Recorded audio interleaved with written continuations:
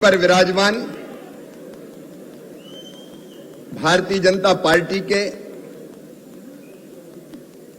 जुझारू और कर्मठ प्रदेश के अध्यक्ष आदरणीय श्री विष्णुदत्त शर्मा जी, हमारे संगठन के महामंत्री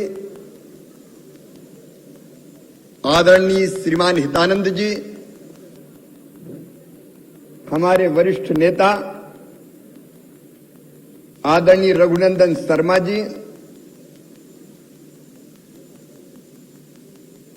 हमारे प्रदेश के उपाध्यक्ष भाई आलोक शर्मा जी, मेरे मंत्रिमंडल के सक्रिय और जुझारू मंत्री भाई विश्वास सारंग जी, हुजूर के हमारे लोकप्रिय विधायक भाई रामेश्वर शर्मा जी, गोविंदपुरा की हमारी यशस्वी विधायिका बहन कृष्णा गौर जी, पार्टी के हमारे प्रदेश के महामंत्री आदरणीय भगवान दास सबनानी जी, रणवीर जी, राहुल जी, योगेश जी, हरिशंकर जी, मुकेश जी, लोकेंद्र जी, महेंद्र जी, जिले के अध्यक्ष भाई सुमित पचौरी जी, मंचासीन सभी वरिष्ठ साथीगण और इस सभा कक्ष में उपस्थित, और केवल जैसा अध्यक्ष जी बता रहे थे, आज केवल इस सभा कक्ष में नहीं, सभी जिला मुख्यालयों पर, सभी मंडलों में और हर एक बूथ पर उपस्थित कार्यकर्ता बहनों भाइयों, मध्य प्रदेश के आदरणीय बुजुर्गों, नौजवान साथियों और भांजे भांजियों, दोनों हाथ जोड़ के मेरा नमस्कार स्वीकार कीजिए, मेरा प्रणाम स्वीकार कीजिए। अभी अध्यक्ष जी बोल रहे थे तो मुझे लग रहा था कि थोड़ा और बोलते रहे, इसलिए कि आज मेरा गला थोड़ा गड़बड़ है। हालांकि रघु जी भाई साहब ने एक आयुर्वेदिक औषधि मुझे प्रदान की है,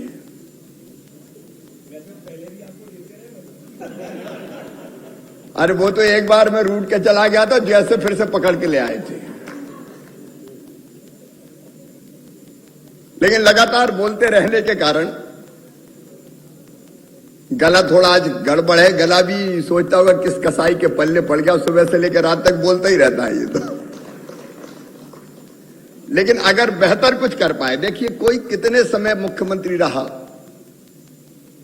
ये महत्वपूर्ण नहीं है, महत्वपूर्ण है कि अगर रहा तो कैसे काम किया, और अगर अच्छा काम किया, जो भी अच्छा किया, तो उसके पीछे ठाकरे जी का आशीर्वाद, उनके छत्र छाया में, उनके स्नेह की छाया में हमने काम करना सीखा।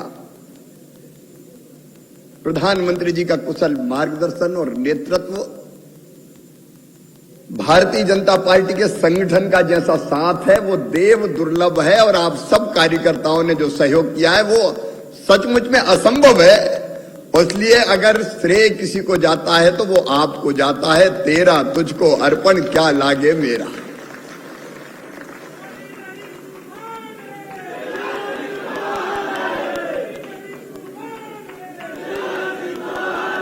अब तो मामा हूं, मामा।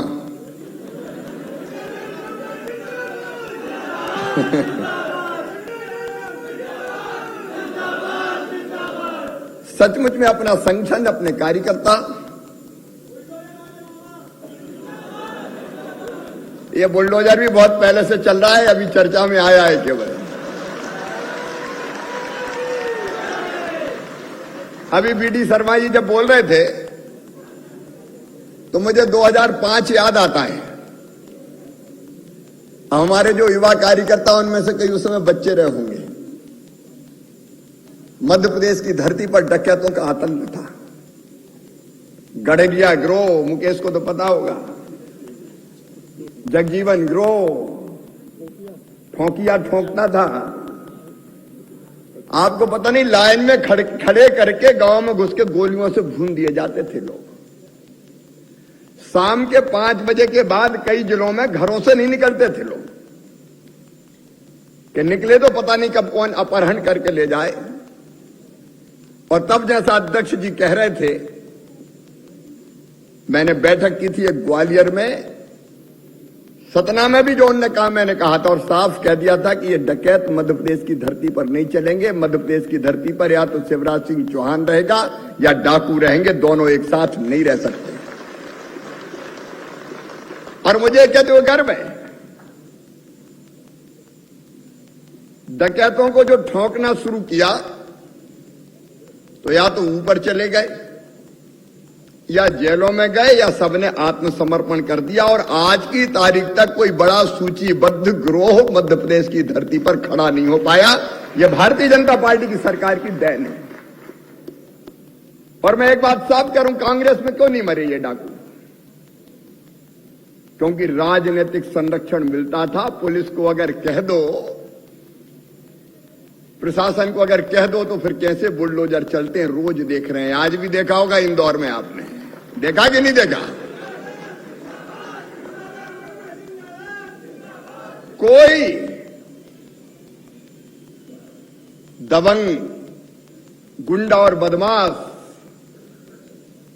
कहीं राज्य शासन के ऊपर जा सकता है? मसल के फेंक देंगे, पता नहीं चलेगा कहां चला गया। सिमी के नेटवर्क को हम लोगों ने ध्वस्त किया, अपनी सरकार ने ध्वस्त किया।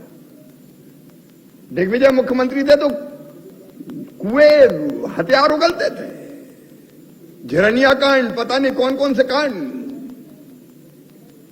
उस नेटवर्क को ध्वस्त किया। कांग्रेस के जमाने में नक्सलवादियों ने कांग्रेस के एक मंत्री की गर्दन गांव में जाके काट दी थी और लोग सोचते थे होगा क्या, नक्सलवाद रुकेगा कैसे? मुझे कहते हुए गर्व है कि अपनी भारतीय जनता पार्टी की सरकार ने नक्सलवाद के बड़े कदमों को वहीं थाम दिया, मध्य प्रदेश की धरती पर घुस नहीं पाए। और आपने देखा होगा सिमी के आतंकवादी जब जेल तोड़ के भागे तो ज्यादा दूर नहीं जा पाए, एनकाउंटर में भोपाल के अगल बगल में ढेर कर दिए गए। और उसके बाद उन आतंकवादियों ने कहा कि भैया ताला लगा के चाबी तुम ही ले जाओ, अब हमें कहीं नहीं जाना, अब जेल में ही रहेंगे। यह भारतीय जनता पार्टी की सरकार की दम है। और आज भी मुझे यह कहते हुए, क्योंकि यह संस्कार है भारतीय जनता पार्टी के, सज्जनों के लिए हमारी सरकार फूल से ज्यादा कोमल है, सज्जनों के लिए फूल से ज्यादा कोमल, लेकिन दुष्टों के लिए वज्र से ज्यादा कठोर। अब ऐसे लोग जो बहन और बेटी की तरफ गलत दृष्टि से देखें, कोई दुराचारी हो तो मुझे बताओ, क्या केवल जेल भेज के हम चैन की सांस ले लेंगे? जेल चला गया, फिर पता चला जमानत हो गई, फिर आ गया। और जो सोच समझ के हमने तय किया है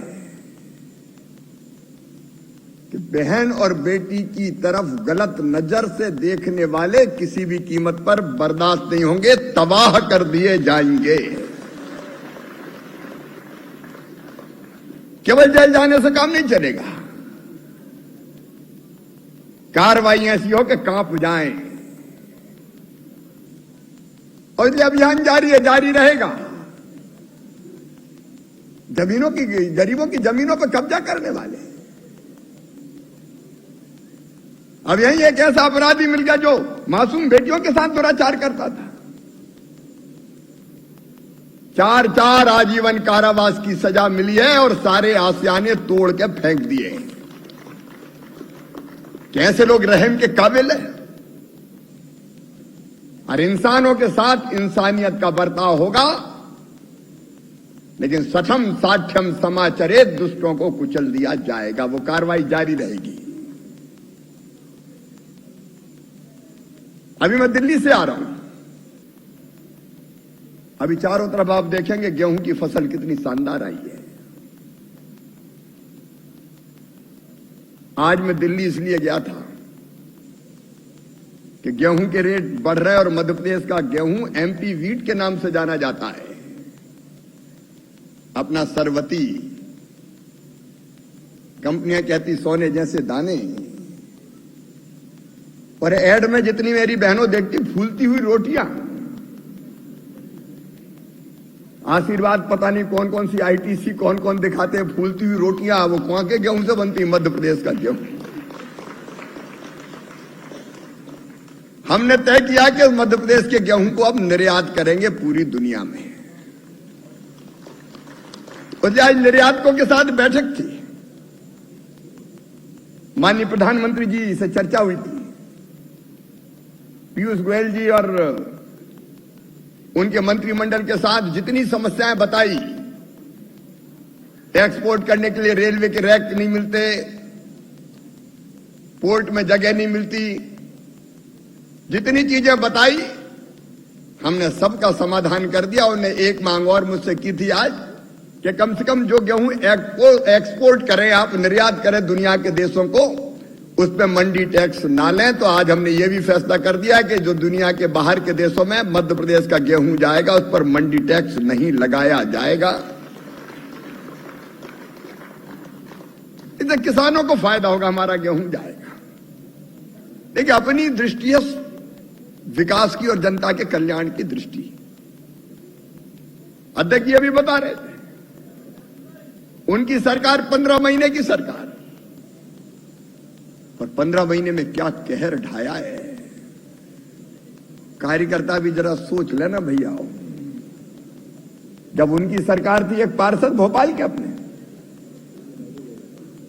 राजू मीणा सारी दुकानें तोड़ के फेंक दी। सूरज महारण अपने ही कार्यकर्ता थे, जगह जगह उनने बदमाशों पर नहीं कार्यकर्ताओं पर कहर ढाया था। वल्लभ भवन लूट का अड्डा बन गया था। उस समय के मुख्यमंत्री के पास विधायकों से मिलने का टाइम नहीं था, लेकिन कहीं का ठेकेदार आ जाए तो भव्य स्वागत करो, दरवाजे बंद, लेन देन की बातें चालू। अरे हमारी सरकार मिशन की सरकार है, उनकी सरकार कमीशन की सरकार थी, कमीशन की सरकार चलाती।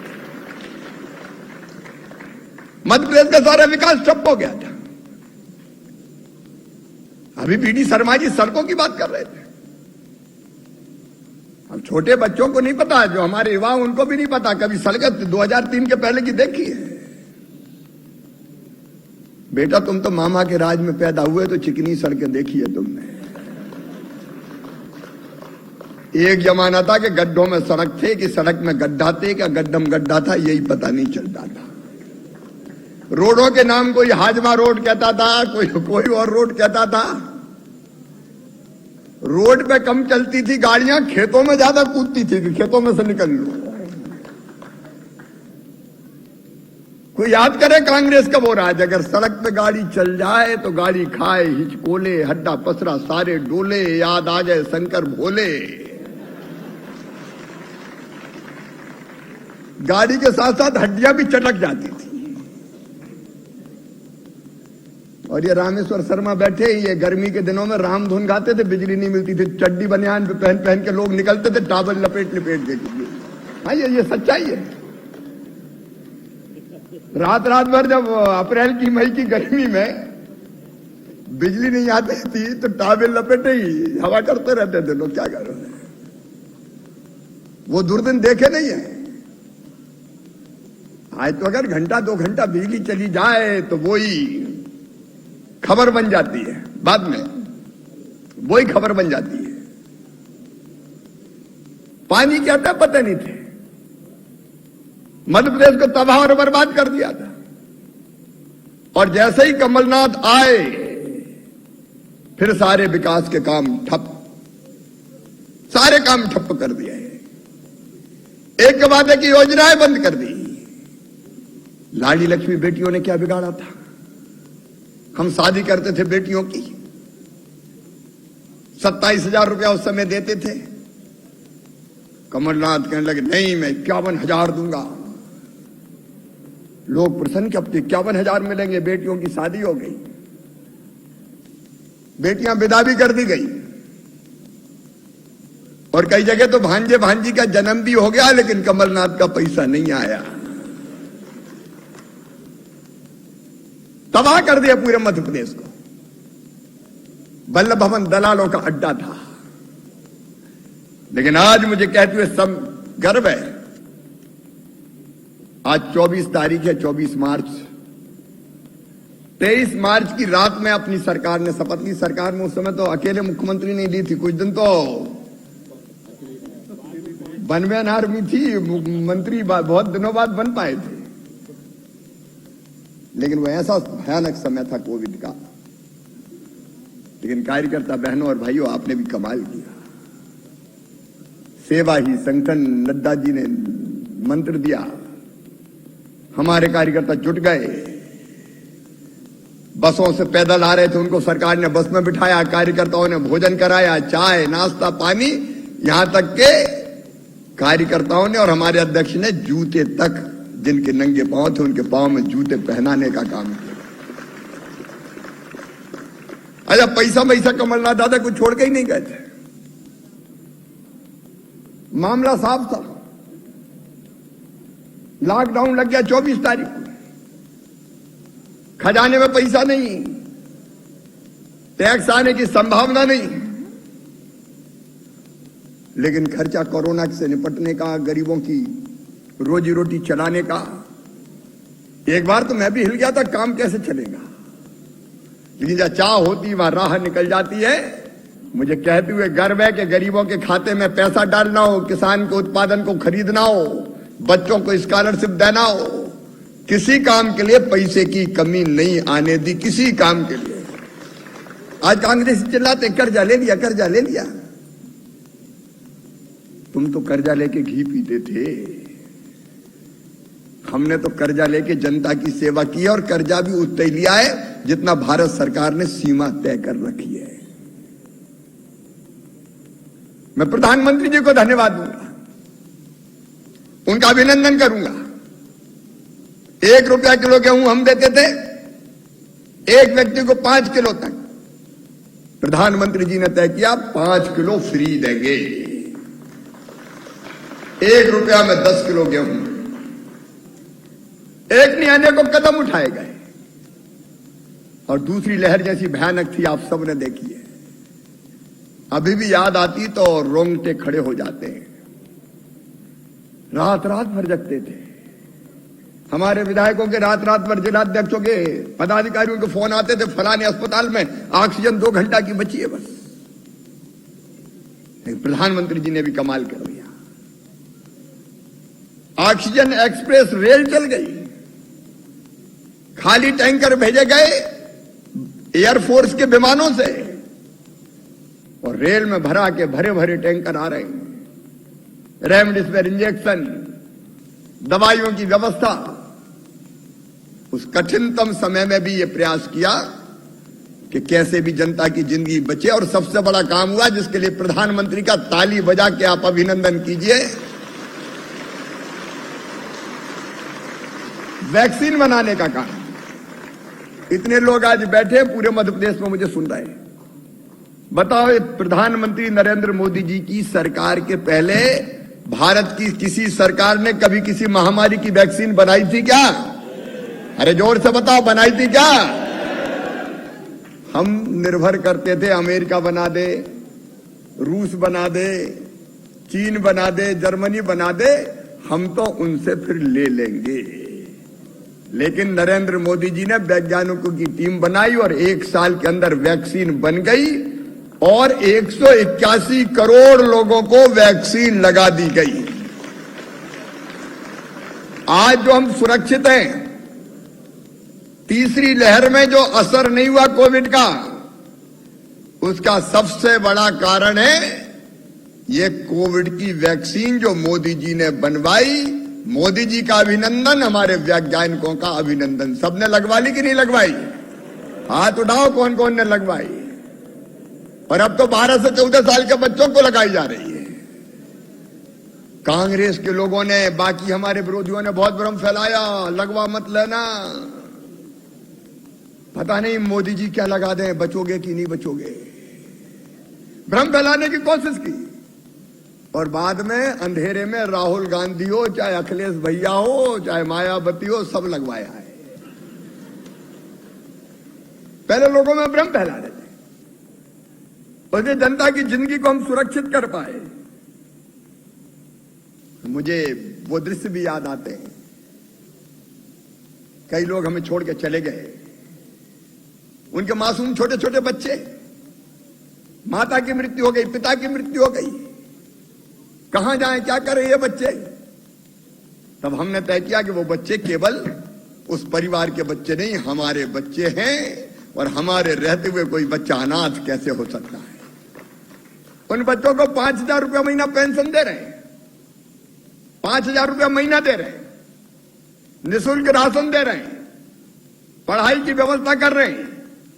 और आज मैं कहना चाहता हूं प्रदेशवासियों से, मुझे कहते हुए गर्व है कि जब तक वो बड़े नहीं हो जाएंगे और काम धंधे से नहीं लग जाएंगे, तब तक ये पैसा हम उनको देते रहेंगे, ये मदद हम करते रहेंगे।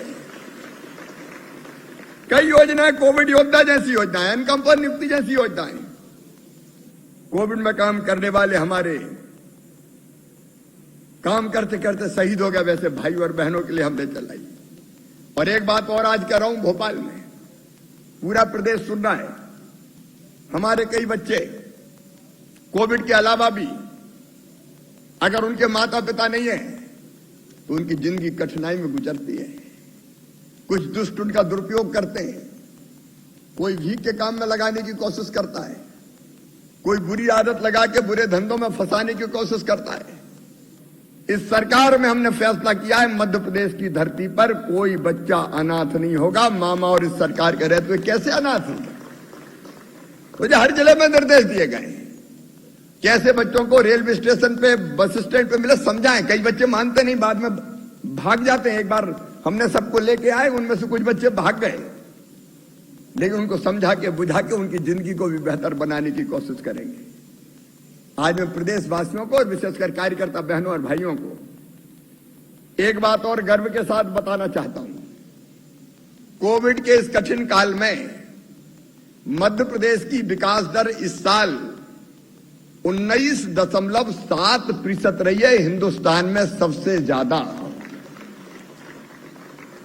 विकास दर। मतलब हमारा प्रदेश का जो पूरा उत्पादन, सकल खेतों का, कारखानों का, गांव में बनने वाली बाकी चीजों का, वो जितनी तेज गति से बढ़ता है उसको आंकते हैं, उसकी रफ्तार मध्य प्रदेश की सबसे ज्यादा है। मैं ये भी बताना चाहता हूं, कांग्रेस के राज में 13-14 हजार रुपया प्रति व्यक्ति आए थी 2003 के पहले। आज अपनी सरकार के कारण, केंद्र के नेतृत्व के कारण मध्य प्रदेश में प्रति व्यक्ति आय एक साल में बढ़ के 1,24,000 रुपया हो गई है। ये भारत सरकार के आंकड़े। पूरी देश की अर्थव्यवस्था में पहले मध्य प्रदेश का योगदान 3.6% था, अब बढ़ के 4.6% हो गया है। हमारा निर्यात लगातार बढ़ रहा है और उसको बढ़ाने की हम कोशिश करते रहेंगे। कांग्रेस को किसानों की बात करने का हक ही नहीं है। कर्जा माफ क्या तो दिया, लेकिन उनको कितने का किया? 6,000 करोड़ का, और उनमें भी आधे बैंकों को पे डाल दिए कि आधे तुम दो। सहकारी बैंक बर्बाद कर दिए। मैं कहना चाहता हूं मध्य प्रदेश वासियों से और कार्यकर्ता बहनों और भाइयों से, 2 साल में 1,72,000 करोड़ रुपया किसान के खाते में हमने डाले पूरे मध्य प्रदेश में। कितने डाले? फिर से बताओ, कितने डाले? ये रट जाना चाहिए। हम पे किसान विरोधी होने का आरोप लगाते हैं, जिन्हें 1,72,000 करोड़ रुपया किसानों के खाते में डाले। ये कमलनाथ, तुमने तो 0% ब्याज का कर्जा बंद कर दिया था, हमने वो कर्जा देना फिर शुरू कर दिया। मैं हैरत में रह गया। मध्य प्रदेश के किसान भाइयों और बहनों को बताना चाहता हूं, कमलनाथ की सरकार ने फसल बीमा योजना का प्रीमियम जमा नहीं किया था। 2,200 करोड़ रुपया प्रीमियम ही जमा नहीं किया था। आते ही कोविड काल में हमने वो प्रीमियम जमा किया। रबी का अलग, खरीफ का अलग। 2,200 करोड़ एक बार, 3,000 करोड़ एक बार, और किसान को 9,000 करोड़ रुपया फसल बीमा का पैसा उस कोविड के काल में दिलाने का काम किया, दोनों फसलों का मिला के। इनकी कर्जा माफी 6,000 करोड़ की, जो आधे बैंकों के थे, और हमने 2 साल में 17,000 करोड़ रुपया फसल बीमा योजना के किसानों के खाते में डाल दिए। 17,000 करोड़ रुपया। बिजली पे सब्सिडी 15,000 करोड़ रुपया हमने किसानों को दी। 6,000 रुपया प्रधानमंत्री जी देते हैं हर साल 3 किस्तों में। तो मेरे मन में आया कि चौथी बार बनाए मामा 4,000 तू भी डाल, तो 6 और 4 10,000 हो गए। अगर किसानों के काम गिनाऊंगा तो आधी रात हो जाएगी, लेकिन मैं कार्यकर्ताओं के पास ये आंकड़े चाहिए। अध्यक्ष जी पूरी सीट 1,72,000 करोड़ की अपन नीचे तक भेजेंगे ताकि कार्यकर्ता बताए कि कितना किसानों के खाते में डाला। अभी गरीबों की बात अध्यक्ष जी कर रहे थे। गरीब की जरूरत क्या है? आज पूरे प्रदेश के गरीब बहनों और भाइयों से कहना चाहूंगा, रोटी, कपड़ा, मकान, पढ़ाई, दवाई और रोजगार का इंतजाम। रोटी के लिए सस्ता राशन कभी दिया था क्या कांग्रेस ने? इतने सालों तक राज करती रही। कांग्रेस ने नहीं दिया, भारतीय जनता पार्टी की सरकार ने दिया। और मकान के मामले में आज मैं फिर कहना चाहता हूं, शहरों, गांवों, यह भारतीय जनता पार्टी की सरकार है। गांव में हमने तय किया है, प्रधानमंत्री जी के नेतृत्व में प्रधानमंत्री आवास योजना, जिसमें 60% पैसे प्रधानमंत्री जी भेजते हैं, 40% प्रदेश की सरकार डालती है। इस साल हमने 10,000 करोड़ रुपए का बजट रखा है। एक साल में 10 लाख मकान बना के गरीबों को दे दिए जाएंगे, एक साल में। दूसरे साल फिर 10 लाख बनाएंगे, तीसरे साल फिर 10 लाख बनाएंगे।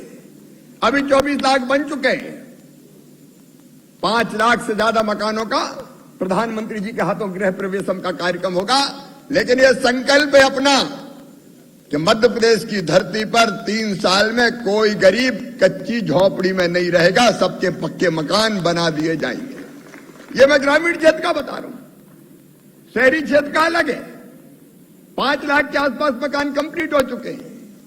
और शहरों में भी हर एक को हम जमीन देके अलग मकान बनाने में जगह के कारण कठिनाई है, लेकिन मल्टी बिल्डिंग बना के उसमें पक्का मकान सबको उपलब्ध कराने का अभियान जारी रहेगा।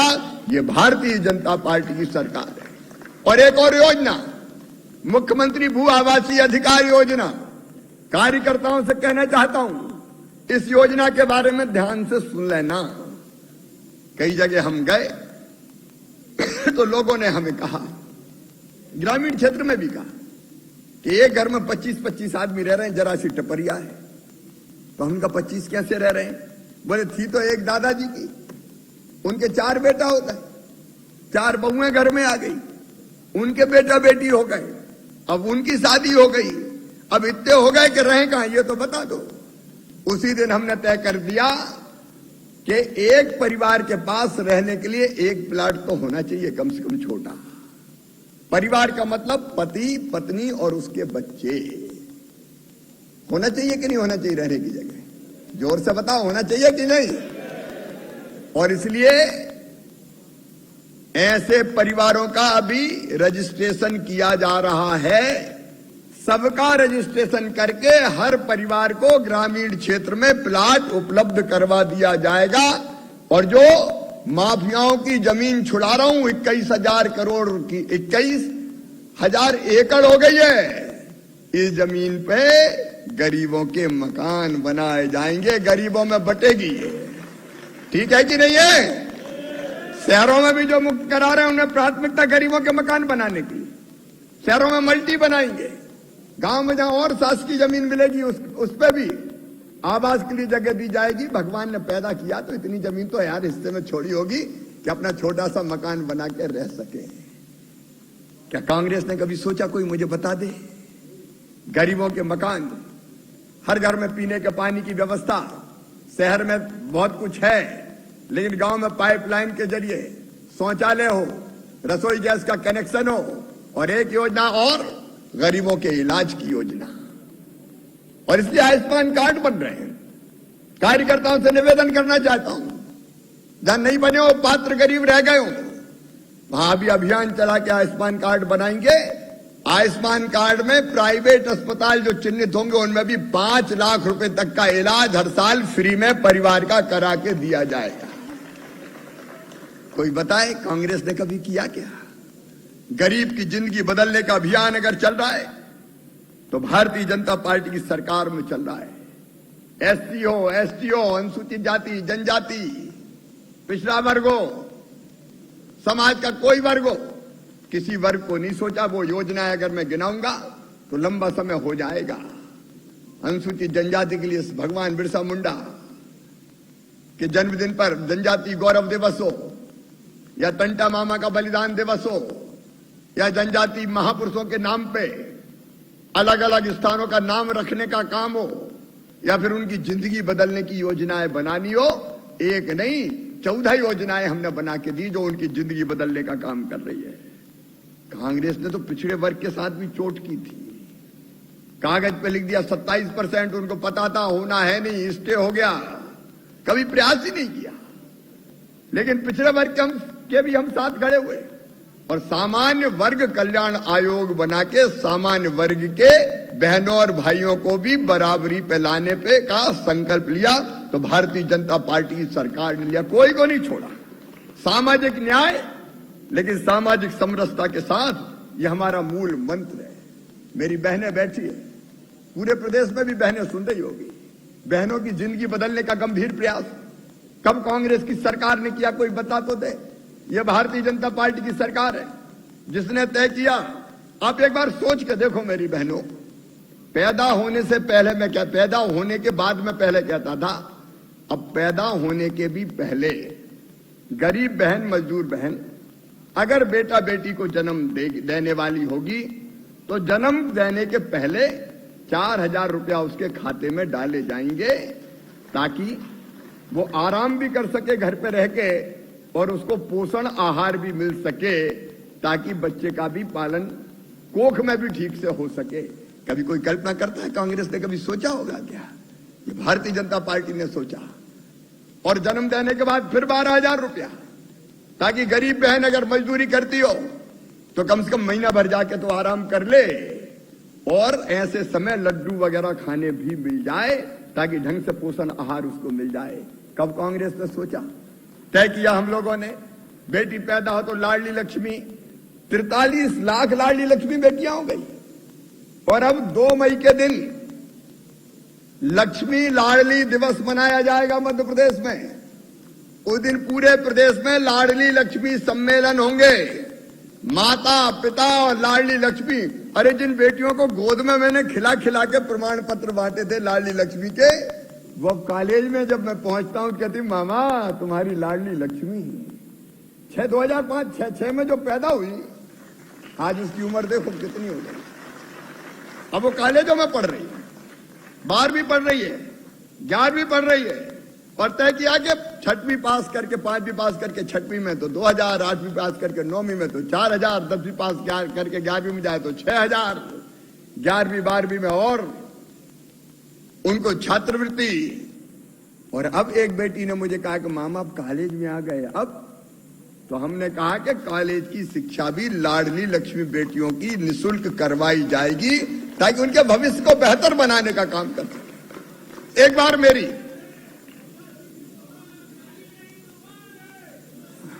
अभी तो मामा की बात हो रही बेटा। अच्छा मेरी बहनों, 2-3 चीजें तुम सुनो।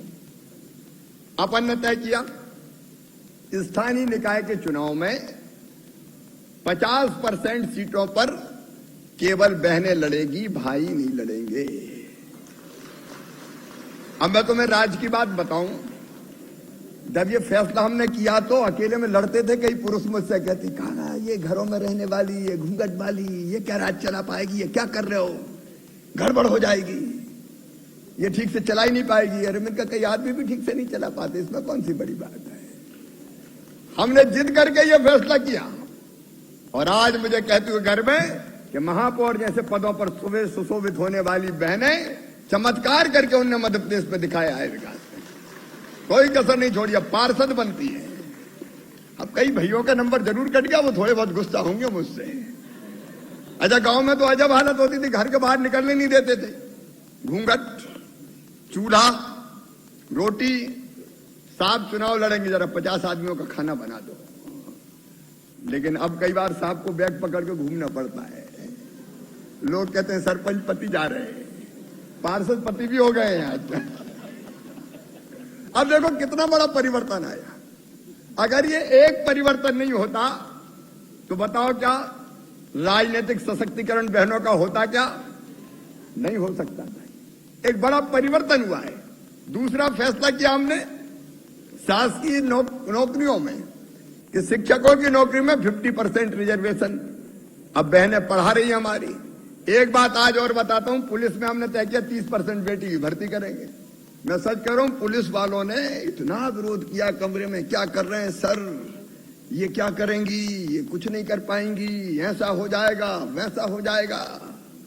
लेकिन जब पुलिस की यूनिफॉर्म में बेटियां डंडा उठाती है तो अपराधी कांप जाते हैं, अपराधी कांप जाते हैं। चारों तरफ आपको दिखाई देती होंगी हमारी बहनें सुरक्षा के काम में भी लगी है।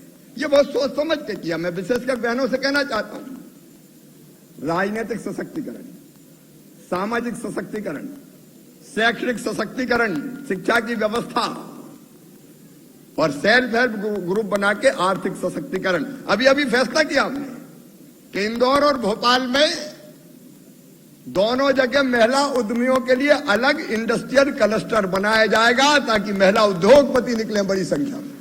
इधर वाले गुस्सा तो नहीं हो रहे? उधर ताली बज रही, इधर भी बजाओ ना।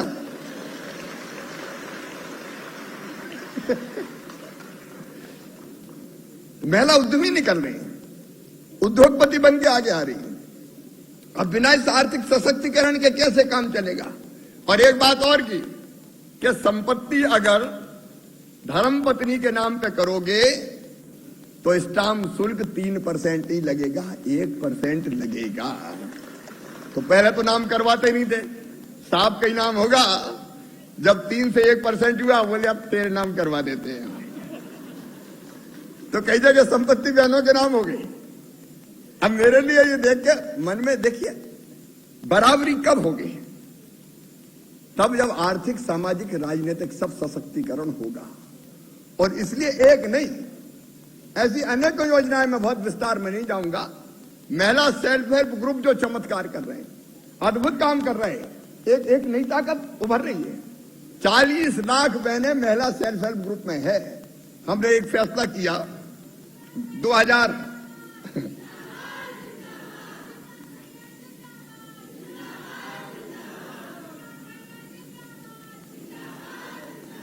इधर वाले नहीं लगा रहे 2018 में हमने फैसला किया बच्चों का जो पोषण आहार बनता है, रेडी टू ईट कहते हैं, वो बनता 800 करोड़ रुपया का। कौन बनाते थे इसको? ठेकेदार। एमपी एग्रो ठेकेदार तय करता था और बड़ा खेल चलता था इसमें, कौन को ठेका मिलेगा, कैसे मिलेगा। तो मेरे मन में एक विचार आया कि ठेकेदार छोड़ो यार, ये महिला सेल्फ हेल्प ग्रुप जो अपने हैं, स्वयं सहायता समूह, इसके संघ बनाएंगे। अब इस फैसले का भी खूब विरोध हुआ, लेकिन 18 में हमने फैसला कर दिया कि खुद प्लांट लगाएंगी बहनें, सरकार देगी पैसा प्लांट लगाने के लिए, और खुद वो चलाएंगी। अगर कोई बहन पोषण आहार बनाएंगी तो बच्चों के लिए अच्छा बनाएंगी, वो ठेकेदारों से तो अच्छा बनाएंगी। अब हमने 18 में यह फैसला कर दिया। 19 में कमलनाथ दादा धमके, उनने बहनों से छीन के फिर ठेकेदारों को दे दिया। मेरी बहनों अब फिर ठेकेदारों से छीन के वो सारे प्लांट बहनों के हवाले कर दिए गए हैं और बहनें पोषण आहार बनाने का काम कर रही है। स्कूल में यूनिफॉर्म सिलना, गेहूं की खरीदी, एक नहीं अनेकों चीजें हमारी बहनें करने का काम कर रही हैं। गरीबों ने कोरोना के काल मुझे लगा कि बिजली के बिल, अब ये गरीब कैसे भर पाएंगे, तो हमने उस समय फैसला किया स्थगित गरीबों के बिजली के बिल। अब वो स्थगित करके बाद में बिजली वालों ने कहा कि अब 6 किस्तों में ले लें। अब 6 किस्तों में अगर नहीं दो तो वो सरचार्ज लग जाता है, और सरचार्ज लगता है तो बहुत बिल बड़ा हो जाता है, तो बड़े बड़े बिल आते हैं। गरीबों की इस तकलीफ को देखते हुए, गरीब मतलब 88 लाख लोगों के बिल थे ये 6400 करोड़ रुपए के। वो 6400 करोड़ रुपए के बिल अब गरीब नहीं भरेगा, मामा ही भरवाएगा, भारतीय जनता पार्टी की सरकार भरवाएगी। गांव में, शहरों में शिविर लगा के उन बिलों को ठीक करवा ले, कार्यकर्ता उस काम में जुट जाए ताकि हम गरीबों को यह राहत भी दिला सकें। मेरे बहनों और भाइयों, एक नहीं, केवल गरीब नहीं, नौजवान बेटा बेटियों, रोजगार और शिक्षा हमारी बड़ी समस्या है। एक बात साफ सुन लेना, जो कमलनाथ ने योजना बंद कर दी थी, हमने तय किया, अरे ये योजना समाज के हर वर्ग के लिए है, कोई भेदभाव नहीं, सबके लिए। हमने तय किया कि जितने विद्यार्थी संबल योजना के अंतर्गत आते हैं, मतलब गरीब और निम्न मध्यम वर्गीय परिवारों के आते हैं, वो किसी जाति समाज के हों, वो सामान्य हो, वो पिछड़े हो, वो ओबीसी हो, वो अल्पसंख्यक हो, कोई भी वर्ग के हो, बिना किसी भेद के हमने तय किया कि उनकी पढ़ाई की फीस उनके माता पिता नहीं भरवाएंगे, मामा भरवाएगा, भारतीय जनता पार्टी की सरकार भरवाएगी। अब ये संबल योजना ही बंद कर दी कमलनाथ। बीच में वो पैसा भराना बंद हो गया था और संबल में से कई नाम काट दिए। अब कार्यकर्ता सुन लें, जो जायज नाम संबल से काटे गए हैं वो सब के सब जोड़ने के लिए पोर्टल फिर से चालू किया जा रहा है ताकि वो नाम जुड़ सके। और आपकी भी ड्यूटी है कि जो जायज नाम है, ईमानदारी से जो पात्र है, उनके नाम जुड़ जाएं। बच्चों की पढ़ाई की फीस, बिजली का बिल 100 रुपया में उससे लगा के, अनेकों बीमार हो जाए तो इलाज की व्यवस्था, और पढ़ाई में भी केवल साधारण नहीं, मेडिकल कॉलेज और इंजीनियरिंग कॉलेज की भी पढ़ाई करेंगे तो प्राइवेट मेडिकल कॉलेज की फीस होती है 7 लाख 8 लाख रुपया साल, वो फीस भी मम्मी पापा नहीं, मामा ही भरवाएगा, भारतीय जनता पार्टी की सरकार भरवाएगी। देखो, अपने प्रदेश में अगर बच्चा मेधावी है, टैलेंट है, इंटेलिजेंट है, तो उसको मन महसूस के ना रह जाना पड़े कि काश मेरे माँ बाप के पास भी पैसा होता तो मैं भी बड़ा मुकाम हासिल कर लेता। ये व्यवस्था भारतीय जनता पार्टी की सरकार करेगी। ये संबल योजना अब फिर से पुनर्जीवित करके नए स्वरूप में फिर से चालू करने का हम काम करेंगे। इन्वेस्टमेंट आ रहा है, उसके बारे में मैं विस्तार से नहीं कहना चाहता। नए नए उद्योग धंधे लग रहे हैं, एमएसएमई छोटे छोटे उद्योगों को भी हम बढ़ावा दे रहे हैं। लेकिन एक बात मैं पूरे प्रदेश के सामने रखना चाहूंगा, हमने तय किया है महीने में एक दिन रोजगार दिवस के रूप में मनाएंगे। देखिए, रोजगार का मतलब एक सरकारी नौकरी, वो हम निकाल रहे हैं। अभी तक 44,000 भर्तियां हम कर चुके हैं और मैं फिर आश्वस्त करना चाहता हूं प्रदेश के बेटा बेटियों को कि लगभग 1 लाख पदों पर और भर्ती की जाएगी। अभी आपने देखा पुलिस के फिर से निकल गए, 6,000 की भर्ती हो गई, फिर 6,000 के निकल गए। अच्छा, पुलिस के मामले में भी एक बात और सुनो, केवल लिखित परीक्षा होने लगी। तो लिखित परीक्षा में क्या होता है? लिखित परीक्षा में दौड़ भाग तो देखते नहीं है कि कौन ने कमरे में बैठ के पढ़ाई करी। तो एक बात हमारे दिमाग में आई कि देखो भैया, अगर चोर डाकू को पकड़ना है तो दौड़ना भी पड़ेगा, भागना भी पड़ेगा, जंगलों की खाक भी छाननी पड़ेगी। अब जो कमरे में बैठ के बहुत अच्छे नंबर ला रहा है, क्या वो ये काम कर पाएगा? कर पाएगा क्या? और देखो भैया, ये लिखा पढ़ी में तो अंग्रेजी पढ़ने वाले बच्चे आगे निकल जाएंगे। कल्लू, मन्ना, चन्ना, जुम्मन, उनके बेटा बेटी कहां से आएंगे? बताओ, आएंगे क्या? आएंगे? अब ये भी षड्यंत्र ही है कि ज्यादा पढ़े लिखों के आ जाए। अरे भैया, कम से कम पुलिस वुलिस में तो गरीबों के भी आ जान दो यार। हमारे भी बच्चे दौड़ लेंगे, भाग लेंगे, ट्रेनिंग लेंगे, अपराधियों को पकड़ लेंगे। तो इस बार पैटर्न बदल दिया अपन ने, और पैटर्न बदल के तय कर दिया कि 50% नंबर होंगे दौड़ के, भाग के, दौड़े, भागे, कूदे, और इसमें कोई बेईमानी ना हो, इसलिए पूरी वीडियोग्राफी और साइंटिफिक तरीके से जैसे दौड़ाएंगे तो पांव में टैग बांध के दौड़ाएंगे ताकि कोई बेईमानी ना कर सके, कंप्यूटर में जाए कि इसके दौड़ इतनी तेज है, तो कोई बेईमानी ना हो पाए। ठीक है कि नहीं? मेरी बात समझ रहे हो कि नहीं? और नहीं तो ज्यादा पढ़े लिखे आ गए तो सिपाही बेचारे, हेड कांस्टेबल बेचारे, गरीबों के ही बच्चे नहीं पाएंगे बन पाएंगे। तो अब जो 6,000 भर्ती निकल रही है उस पर यह योजना लागू। और एक काम और सुनो, मतलब मैं बहुत सोचता रहता हूं, मन में बेचैनी भी होती है धीरे धीरे ऐसा दिमाग बना दिया कि अंग्रेजी के बिना काम नहीं चल सकता। अरे दुनिया भर में देखो भैया, रूस में रूसी रसियन भाषा, जर्मन में जर्मनी में जर्मन भाषा, जापान में जापानी भाषा, अपने ऐसा बना दिया। और ये भी षड्यंत्र है। ये पढ़े लिखे जो कुछ संपन्न परिवार अंग्रेजीदा होते हैं वो कहते हैं अपने बच्चे तो पब्लिक स्कूलों में पढ़ जाते हैं तो अंग्रेजी की गिटपिट चलने दो, तो गरीबों की आ ही नहीं पाएंगे, मध्यम वर्गीय रह जाएंगे।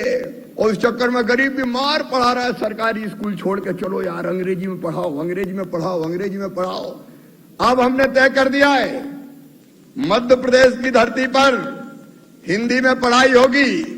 विश्वास यहां बैठे हुए, मेडिकल की पढ़ाई भी हिंदी में हिंदुस्तान में सबसे पहले अगर की जाएगी तो मध्य प्रदेश की धरती पे की जाएगी।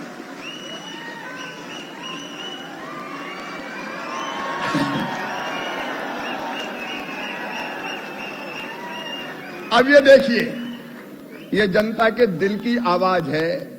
ये अंग्रेजी प्रतिभा को कुंठित करके मार देती है और कुछ लोगों के बच्चे बड़े पदों पर पहुंच जाते हैं। ये अन्याय नहीं होने दिया जाएगा। गरीब और सामान्य परिवारों के बच्चे भी आगे आएंगे। अपनी भाषा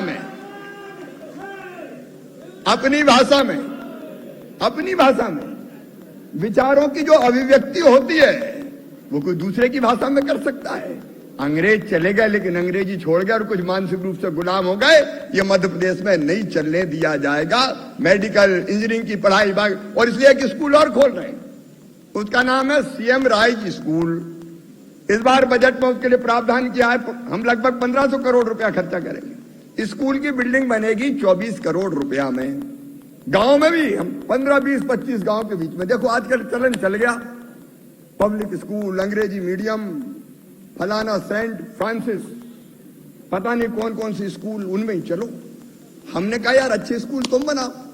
अब गरीबों के बेटा बेटी कहां के भास्कर, क्या कौन सी बैली है उसमें जाके पढ़ेंगे बताओ? संस्कार बैली में कहां से जाके पढ़ेंगे? मुश्किल से तो पेट भरा रहा है। संस्कार बैली, डीपीएस, कहां जाएंगे गरीबों के बच्चे? तो अपन ने तय किया कि यार अपन ही इनसे अच्छे स्कूल बनाओ सरकारी। 24 करोड़ रुपया में बिल्डिंग बनेगी। उसमें लाइब्रेरी होगी, प्रयोगशाला होगी, स्मार्ट क्लास का मतलब अगर दिल्ली में बैठ के कोई पढ़ाएगा तो क्लास में उनको सामने दिखाई देगा, वो सवाल जवाब भी कर सकेंगे। क्योंकि हर गांव में बड़े बड़े टीचर भेज नहीं सकते अपन, तो स्मार्ट क्लास भी होगी। और इसमें जैसे ग्रामीण क्षेत्र में बना, भोपाल में भी बन रहा है, आप सबके यहाँ बन रहा है ना, भोपाल में भी बन रहा है। शानदार स्कूल, बिल्कुल बढ़िया, सारी सुविधाएं और वैसे शिक्षक, ताकि पढ़ के। और गांव में हमने क्या किया, 25-30 गांव के बीच में एक स्कूल। अब एक स्कूल में जाएंगे कैसे लोग? तो बस जाएगी लेने, बस जाएगी, क्योंकि सड़कें तो बढ़िया करी दी अपन ने, तो बस लेने जाएगी। बच्चे बस में बैठेंगे, स्कूल में आएंगे, आधा घंटे में स्कूल पहुंच जाएंगे।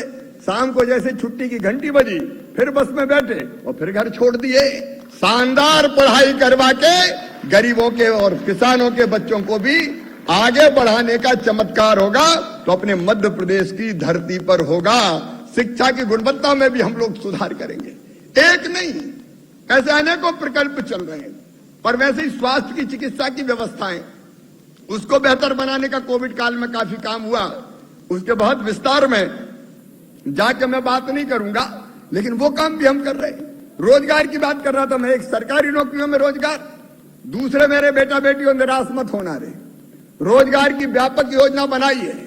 रोजगार के लिए महीने में एक दिन रोजगार दिवस हमने 12 जनवरी को स्वामी विवेकानंद जी की जयंती पर रोजगार दिवस का कार्यक्रम किया था और 5,26,000 लोगों को पूरे मध्य प्रदेश में मिला के बैंकों से स्वरोजगार का लोन, जिसमें हमने सब्सिडी दी, वो हमने दिलवाया। कितने? 5,26,000 को। फिर हमने 16 फरवरी को किया, 16 फरवरी को 5,04,000 को दिलाया। और अब है 31 हो गई, 29 प्रधानमंत्री जी का कार्यक्रम 31 हो गई ना, 29 का, चूंकि पीएम का कार्यक्रम 29 को हो गया, अब 31 तारीख को फिर रोजगार दिवस के रूप में मना के हम फिर लाखों युवाओं को रोजगार से लगाने का काम करेंगे। सरकारी नौकरी जितनी संभव उतनी सरकारी नौकरी, लेकिन सरकारी नौकरी के अलावा भी रास्ते हैं तो उन सबका उपयोग करेंगे। और मेरे बच्चों को मैं कहना चाहता हूं, हम अप्रैल के महीना में एक योजना लॉन्च कर रहे हैं, उसका नाम है उद्यम क्रांति योजना। इस योजना में 1 लाख रुपए से लेके 50 लाख रुपए तक का लोन बच्चों को अपना काम धंधा शुरू करने के लिए दिया जाएगा। 1 से लेके 50 लाख तक जिसका जैसा प्रोजेक्ट होगा। और लोन जब बैंक के पास लेने जाते हैं तो वो कहते पहले गारंटी दो, कहते कि नहीं कहते? अरे कहते कि नहीं? तो बैंकों को गारंटी अब तुम्हारे मम्मी पापा नहीं देंगे, मामा भारतीय जनता पार्टी की सरकार से दिलवाएगा। गारंटी हम लेंगे, ब्याज की सब्सिडी हम देंगे 5 साल तक, ताकि ब्याज की सब्सिडी सरकार भरे, उसका बड़ा हिस्सा, और वो लोन चुकाते हुए अपना काम धंधा खड़ा कर ले। बोलो ठीक है कि नहीं है? तो धीरे धीरे रोजगार से लोगों को लगाना है। हमने जो छोटे छोटे रोजगार करने वाले हैं, फल बेचने वाले, सब्जी बेचने वाले, चाय की दुकान वाले, पान की गुमटी वाले, समोसा बेचने वाले, छोटे छोटे व्यवसायी, उनके लिए प्रधानमंत्री जी कोविड काल में लेके आए प्रधानमंत्री स्ट्रीट वेंडर योजना। उसमें 0% ब्याज पे, मतलब अगर तुम्हें 10,000 लेना है तो साल भर में 10,000 वापस करना है। जरा आप ईमानदारी से बताना, अगर प्राइवेट साहूकार के पास 10,000 रुपया ले लो तो कितने वापस देना पड़ता है? कितना देना पड़ता है? डबल से ज्यादा देना पड़ता है कि नहीं? तो आप बताओ, अगर 10,000 मिल गए, सब्जी भाजी की दुकान लगा ली और साल भर में 10 देना है, तो अच्छा है कि बुरा है? जोर से बताओ, अच्छा है कि बुरा है? और 10 वापस कर दिया तो फिर 20,000 मिलेंगे, वो भी बिना ब्याज के। और 20 वापस किए तो फिर 50,000 मिलेंगे, वो भी बिना ब्याज के। तो धीरे धीरे अपना काम खड़ा होता चला जाएगा। जो चाहेगा उसको बेरोजगार नहीं रहने दिया जाएगा। गांव में मुख्यमंत्री, हाँ बात करेंगे तुमसे भी, गांव में भी, ग्रामीण क्षेत्र में भी मुख्यमंत्री ग्रामीण पथ विक्रेता योजना वो बनाने का काम किया है। और अब तक 5 लाख से ज्यादा तो पीएम स्ट्रीट वेंडर में मिल गया, और 4.5 लाख के आसपास लोगों को, 4.5 लाख लोगों को ये ग्रामीण स्ट्रीट वेंडर में मिल गया। तो कुल मिला के कैसे रोजगार के साधन खड़े किए जाए, उस दिशा में सरकार लगातार काम कर रही है। नगरों का विकास, ग्रामों का विकास, आज विकास की बात मैं नहीं कर रहा, वो तो लगातार चल रहा है। एक बात बताऊं, मैं अकेली सड़कें मध्य प्रदेश में 1 साल में केंद्र की और राज्य की मिला के 31,000 करोड़ रुपया सड़कों के निर्माण पे खर्चा किया जाएगा। 31,000 करोड़ रुपया। सिंचाई की योजनाएं लगातार बनती चली जा रही है, जो किसानों की जिंदगी बदलने का काम कर रही है। एक नहीं, ऐसे अनेकों प्रकल्प, बिजली हो, सिंचाई हो, बाकी साधन हो, ये तो लगातार बढ़ाने का काम हम करते ही रहेंगे। और इसके साथ साथ सुशासन देने का प्रयास। तो एक अद्भुत दिशा है भारतीय जनता पार्टी की सरकार की। प्रधानमंत्री जी के कई संकल्प हैं। उन्होंने कहा कि आत्मनिर्भर भारत, तो हमने कहा आत्मनिर्भर भारत के लिए आत्मनिर्भर मध्य प्रदेश, और उस रोड मैप पे हम चल रहे हैं। मैं 2-3 बातें और कहूंगा, क्योंकि बाकी विकास के काम गिनाऊंगा तो चर्चा बहुत लंबी हो जाएगी। एक, हमने तय किया, देखिए अपना मध्य प्रदेश है, स्वच्छता में हमारा नंबर 3 है। भोपाल भी नंबर 2 आ गया था एक बार इंदौर के बाद, लेकिन बाद में थोड़ा पीछे चला गया। आप बताओ, अपने शहर साफ होना चाहिए कि नहीं होना चाहिए? जोर से बताएं। होना चाहिए, अपने शहर साफ होना चाहिए। प्रधानमंत्री जी ने अभियान चलाया, और इसलिए हमने एक कार्यक्रम हाथ में लिया है, गांव का और शहरों का गौरव दिवस। वो दिन एक दिन बनेगा, भोपाल का 1 जून को बनेगा, भोपाल का 1 जून को बनेगा। हम अपने शहर का विकास करेंगे तो जन भागीदारी से भी कुछ करेंगे। हम खुद क्या कर सकते हैं अपने शहर के लिए, वो तय करेंगे।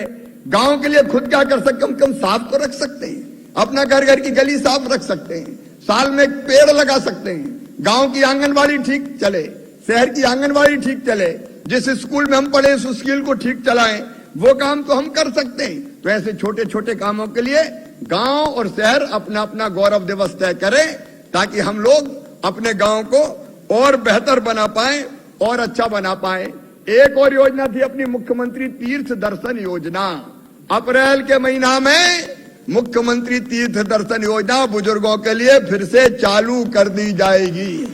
फिर से ट्रेनों में बैठ बैठ के, घर से बसों में बैठ के आएंगे, ट्रेन में बैठाएंगे और सब तीर्थ दर्शन करने जाएंगे। वैसे ही बेटियों की शादी पूरे प्रदेश के लिए कर रहा हूं।